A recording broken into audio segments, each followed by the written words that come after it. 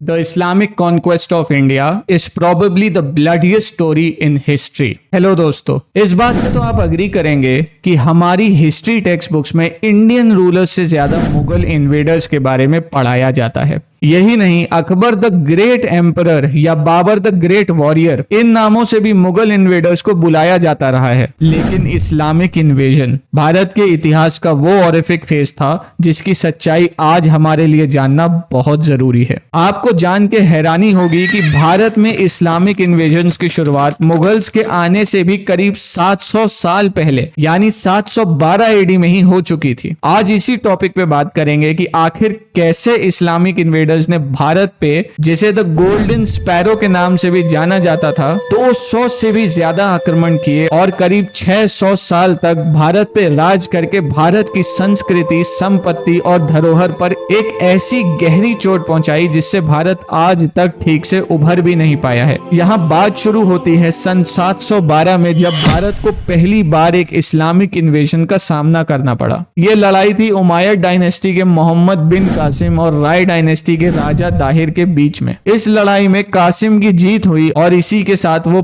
पहला ऐसा मुस्लिम बन गया जिसने इंडियन लैंड को कैप्चर किया। जरा सोचिए, इस लड़ाई के बाद जीत के पैगाम के तौर पर राजा दहिर का सर जनरल अल हजाज बिन यूसुफ को इराक के बसरा में भेजा गया। इसके बाद भी बिन कासिम रुका नहीं और उसने जीत के बाद हिंदुस्तान के बाकी राजाओं को, जिन्हें द किंग्स ऑफ हिंद भी बुलाया जाता था, उन्हें सरेंडर करके इस्लाम को एक्सेप्ट करने की धमकी भरे पत्र लिखे और तो और मुल्तान पर भी कब्जा कर लिया। बिन कासिम के बाद उमायद से कई जनरल्स आए और कई लड़ाइयां भी लड़ी गई, जिसमें भारत के गुजरात, राजस्थान और कश्मीर के कुछ हिस्सों पर कब्जा कर लिया गया। लेकिन उमायद डायनेस्टी के कमजोर पड़ते ही अब्बासिड्स के आने पर भारत के राजाओं ने वापस अपने राज्यों पर कब्जा कर लिया और यहीं से खत्म हुआ उमायद का हिंदुस्तान पर इन्वेजन। लेकिन ये तो बस इस्लामिक इन्वेजन की शुरुआत थी। इसके बाद भारत पर आक्रमण करने आया महमूद गजनी। सन 1000 और 1027 के बीच टर्किश इन्वेडर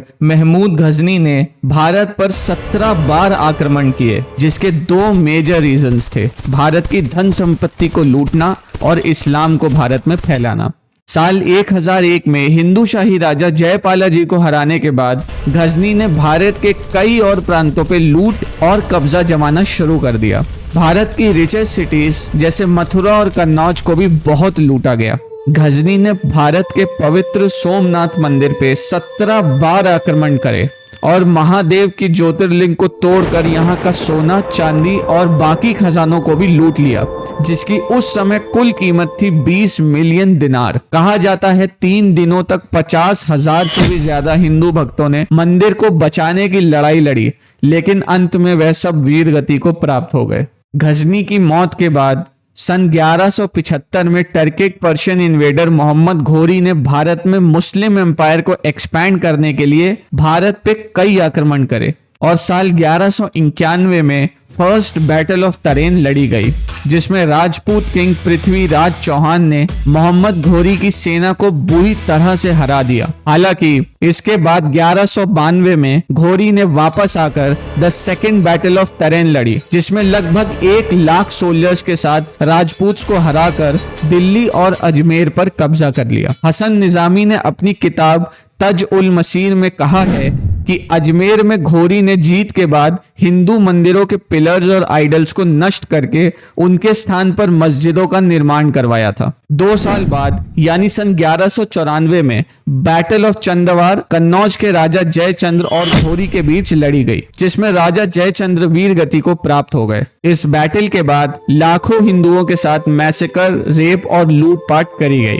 और तो और असनी और वाराणसी में गहड़वाड़ खजाने को भी लूट लिया गया। हसन निजामी, जो एक पर्शियन हिस्टोरियन था, उसने बड़े खुश होकर यह बात कही थी कि बनारस, जो कि सेंटर ऑफ भारत और हिंदुओं का मोस्ट रिलीजियस सिटी माना जाता है, उसमें घोरी ने 1000 मंदिरों को तोड़कर उन पर मस्जिदों का निर्माण करवाया था। इब्न असीर ने अपनी किताब कमील उत तवारिख में लिखा है कि वाराणसी में हिंदुओं का स्लॉटर बहुत भयानक था। औरतों और बच्चों को तो सिर्फ इसलिए छोड़ा गया था कि जिससे उन्हें इस्लामिक देशों में स्लेव्स के तौर पर बेचा जा सके। और ये लोग यही नहीं रुके।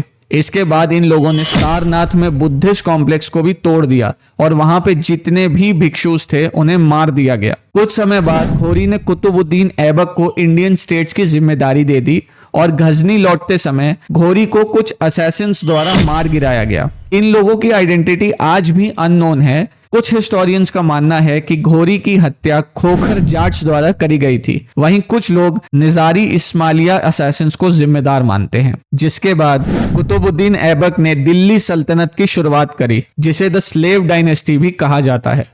ऐबक ने दिल्ली में कुवत अल इस्लाम, उसका निर्माण 27 हिंदू और जैन टेम्पल्स को तोड़कर उनके स्टोन्स और गोल्ड रिमेन से करवाया। हिस्टोरियंस निजामी ने लिखा है कि ऐबक द्वारा 50,000 काफिरों को मारा गया और अजमेर में संस्कृत कॉलेज ऑफ विसलदेवा को तोड़कर उस पर 2.5 दिन का झोपड़ा नाम से एक मॉस्क की फाउंडेशन रखवाई गई। इसके बाद आया सन 1202। ऐबक ने बख्तियार खिलजी को बिहार का गवर्नर अपॉइंट किया। बख्तियार खिलजी ने भारत की विश्व प्रसिद्ध नालंदा यूनिवर्सिटी, जिसे मौर्यन एम्पायर और गुप्ता एम्पायर्स के समय बनवाया गया था, उस पर हमला करके यूनिवर्सिटी और यहाँ के बुद्धिस्ट मोनेस्ट्रीज को डिमोलिश कर दिया। यही नहीं, नालंदा की लाइब्रेरी की 9 मिलियन बुक्स को आग लगाकर यहाँ के बुद्धिस्ट मॉन्क्स को भी मार दिया गया। नालंदा यूनिवर्सिटी में दूर देशों से स्टूडेंट्स पढ़ने आया करते थे, जिनमें चाइना, जापान, इंडोनेशिया, पर्शिया और टर्की जैसे देश भी शामिल थे। नालंदा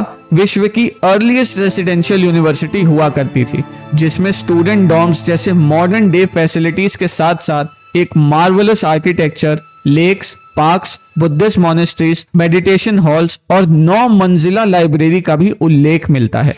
कहा जाता है कि नालंदा यूनिवर्सिटी की लाइब्रेरी 3 महीनों तक जलती रही और इन इस्लामिक इन्वेडर्स ने भारत की एक और सांस्कृतिक विरासत को तबाह कर दिया। लेकिन खिलजी ने आखिर नालंदा यूनिवर्सिटी क्यों जलाई? इसका रीजन सुनेंगे तो आपको पता चलेगा इन मुगल लुटेरों की सोच कैसी थी।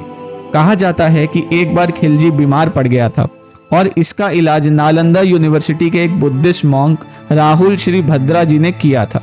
इसके बाद खिलजी से बर्दाश्त नहीं हुआ कि उसके इस्लामिक हकीमों के पास इस बीमारी का कोई क्योर ही नहीं था और एक बुद्धिस्ट मॉन्क के पास इतनी उत्तम जानकारी कैसे हो सकती थी। इसी जलन, नफरत और इनकॉम्पिटेंसी की वजह से खिलजी ने भारत की एक अद्वितीय धरोहर को बर्बाद कर दिया। यह भी कहा जाता है कि कुरान के ना मिलने पर नफरत और चिढ़ के चलते खिलजी ने नालंदा यूनिवर्सिटी में आग लगा दी। स्लेव डायनेस्टी के बाद 4 और इस्लामिक डायनेस्टीज आईं, जिन्होंने भारत में हिंदुओं पर बहुत अत्याचार करे, फोर्स्ड इस्लामिक कन्वर्जन्स करवाए, हिंदुओं को स्लॉटर किया, टेम्पल्स और मोनेस्ट्रीज को तोड़कर मस्जिद बनवाई, भारत की रिलीजियस टेक्स्ट और यूनिवर्सिटीज को नष्ट किया और इन सभी का एक ही मकसद था, भारत में जिहाद और इस्लाम को फैलाना और मुस्लिम एक्सपेंशन को करना। इसके बाद आया साल 1526, जिसमें फर्स्ट बैटल ऑफ पानीपत की लड़ाई में लोधी डायनेस्टी के आखिरी शासक इब्राहिम लोधी और बाबर की सेनाओं के बीच युद्ध हुआ, जिसके बाद अंत हुआ दिल्ली सल्तनत के राज का। लेकिन ये भारत के इतिहास में दूसरे डार्क पीरियड की शुरुआत थी, द मुगल एरा, जिसके बारे में हम अगली वीडियो में बात करेंगे। अगर आपको हमारा कंटेंट पसंद आता है तो इस वीडियो को जरूर लाइक, शेयर एंड सब्सक्राइब करें। And thanks for your valuable time.